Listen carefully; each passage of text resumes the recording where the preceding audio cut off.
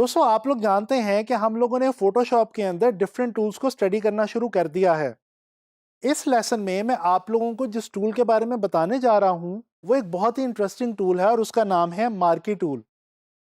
दोस्तों आप लोग अक्सर फेसबुक और इंस्टाग्राम जैसी वेबसाइट्स के ऊपर और एप्लीकेशंस के ऊपर अपने इमेजेस अपलोड करते हैं। तो जो सबसे पहला काम आप अपने इमेज को अपलोड करते हुए कर रहे होते हैं वो होती है उसकी सिलेक्शन या क्रॉपिंग। फोटोशॉप में हम फोटो एडिटिंग के लिए सिलेक्शन या क्रॉपिंग जो स्टार्ट करते हैं वो हम स्टार्ट करते हैं मार्की टूल की मदद से। तो दोस्तों चलें देखते हैं कि फोटोशॉप में मार्की टूल की मदद से हम किसी भी इमेज को किस तरह से सिलेक्ट या क्रॉप कर सकते हैं। तो चलें चलते हैं फोटोशॉप की तरफ। दोस्तों जैसा कि आप लोग देख सकते हैं कि ये मैंने आप लोगों के लिए कुछ इमेजेस यहाँ पे फोटोशॉप के अंदर ओपन कर रखे हैं। जैसे कि ये एक किड का इमेज है, बहुत ही खूबसूरत सा, और इसके अलावा ये एक इमेज है फुटबॉल का। तो चलें इन इमेजेस की वजह से हम ज़रा देखते हैं कि हम मार्की टूल से सिलेक्शन या क्रॉपिंग किस तरह से कर सकते हैं। दोस्तों ये मूव टूल के बाद जो हमारा टूल बार के अंदर सेकंड टूल है और बहुत ही इंपॉर्टेंट टूल है, ये है रेक्टेंगुलर मार्की टूल, जिसकी शॉर्ट की जो है वो है एम।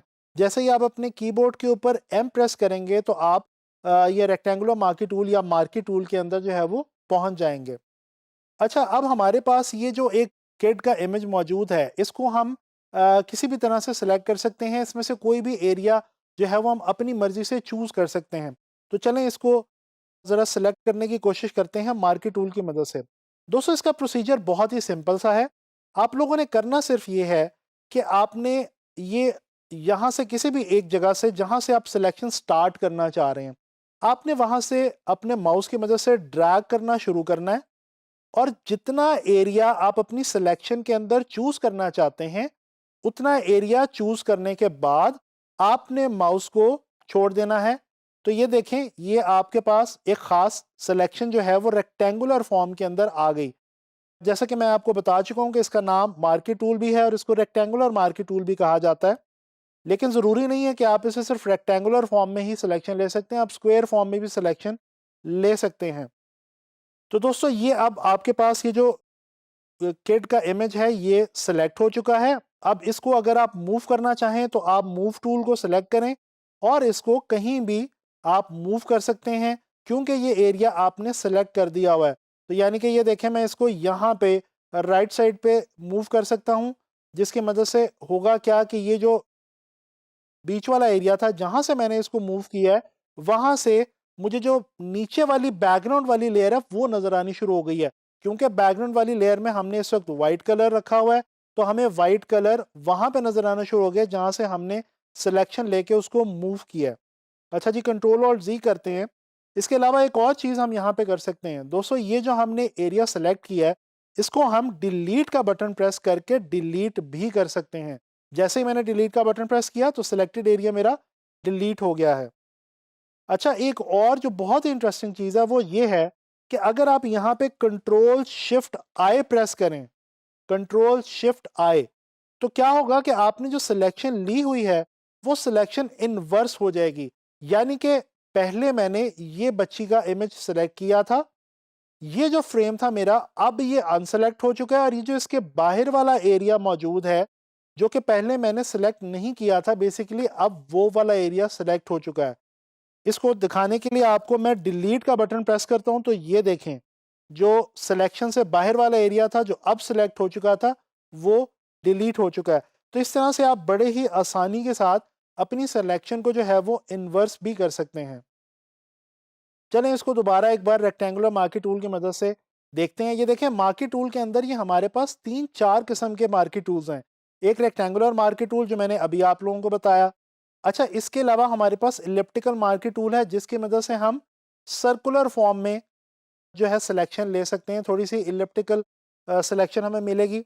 इसके बाद ये सिंगल रो मार्की टूल है और सिंगल कॉलम मार्की टूल है।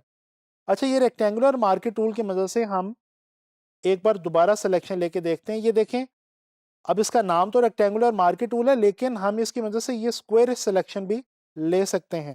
जैसे कि ये इस वक्त मैंने सिलेक्शन ली और ये मैंने सिर्फ जो बच्ची का फेस वाला एरिया था उसको मैंने यहाँ पे चूज किया है और उसको मैंने डिलीट भी कर दिया। इसी तरह से इसको मैं मूव भी कर सकता हूँ किसी भी जगह पे। अच्छा जी, डीसेलेक्ट करने के लिए दोस्तों आप कंट्रोल डी प्रेस करेंगे। जैसे ही आप कंट्रोल डी प्रेस करेंगे तो आपका जो सिलेक्टेड एरिया होगा वो डीसेलेक्ट हो जाएगा। अच्छा, अब हम यहाँ पे देखते हैं जी इलिप्टिकल मार्की टूल, जो कि मार्की टूल की एक सेकंड ऑप्शन है। ये देखिए, इलिप्टिकल मार्की टूल की मदद से हम जो सिलेक्शन ले सकते हैं, ये बिल्कुल गोलाई के अंदर सर्कुलर सिलेक्शन हमारे पास आएगी। ये देखें, और जैसा कि मैंने आपको बताया, कंट्रोल डी प्रेस करते ही हमारी जो सिलेक्शन है वो डी सेलेक्ट हो जाएगी। अच्छा, इसको समझाने के लिए मैं आपको इस वाली लेयर को ऑफ करके ये दूसरी जो लेयर है, इस वाली लेयर को ऑन कर रहा हूँ। यहाँ पे आप देख सकते हैं एक फुटबॉल का इमेज हमारे पास मौजूद है। अगर हम इसको इलिप्टिकल मार्की टूल से सिलेक्ट करने की कोशिश करें तो ये देखें, ये मैंने इलिप्टिकल मार्की टूल लिया और ये मैंने जो फुटबॉल वाला एरिया था उसको मैंने सेलेक्ट कर लिया है। अब मैं इसको यहाँ से डिलीट भी कर सकता हूँ और मैं इसको यहाँ से मूव भी कर सकता हूँ। कंट्रोल डी हम जैसे ही प्रेस करेंगे तो ये जो हमारी सिलेक्शन है ये ख़त्म हो जाएगी, यानी कि जो सिलेक्शन है वो डी सेलेक्ट हो जाएगी। अच्छा दोस्तों, इसके अलावा एक और हमारे पास ये ऑप्शन यहाँ पे मौजूद है जी मार्की टूल में, सिंगल रो मार्की टूल। दोस्तों ये आम तौर पे तो यूज़ नहीं होती, लेकिन ये जो ऑप्शन है इसको आप एक इफ़ेक्ट के तौर पे अपने इमेज में किसी भी वक्त चूज़ कर सकते हैं या यूज़ कर सकते हैं। जैसे कि अगर मैं यहाँ पे आके इसको क्लिक करूँ तो ये देखें, ये एक बहुत ही माइनर सी और बारीक सी एक रो जैसी लाइन है। अगर मैं यहाँ पे डिलीट का बटन प्रेस करूँ और कंट्रोल डी प्रेस करूँ और इसको मैं ज़ूम करके आपको दिखाऊँ, तो ये आप देख सकते हैं कि बहुत ही बारीक सी एक रो की सूरत में सिलेक्शन मेरे पास आई थी और उसकी मदद से मैंने कुछ एरिया जो है वो डिलीट कर दिया है। तो ये हम डिफरेंट यहाँ पे सिलेक्शंस लेके इसको हम एक इफ़ेक्ट के तौर पे यहाँ पे इस तरह से यूज़ कर सकते हैं कि अगर हम इसको बार बार रो की सूरत में एरियाज लें और उसको डिलीट करें तो ये आप देख रहे हैं कि आपके सामने इमेज के ऊपर एक ख़ास किस्म का पैटर्न जो है वो बनना शुरू हो चुका है। इसको आप काफ़ी डिटेल के अंदर आराम से तसल्ली के साथ जो है वो सिलेक्शंस, क्लोज सिलेक्शंस लेके एक पैटर्न जो है वो आप इसकी मदद से बड़े आराम से बना सकते हैं।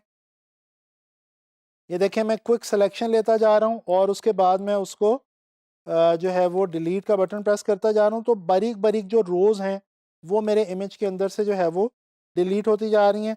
और अब अगर इसको मैं आपको थोड़ा-सा ज़ूम करके दिखाऊँ तो ये देखें, ये एक पैटर्न सा जो है वो यहाँ पे आपको बना हुआ नज़र आएगा। अच्छा, इसी तरह से जो आखिरी हमारे पास इसमें ऑप्शन मौजूद है, अगर इसको हम देखें तो ये जो रो वाली ऑप्शन है इसके थोड़ा-सा बरअक्स है, ये कॉलम की ऑप्शन है।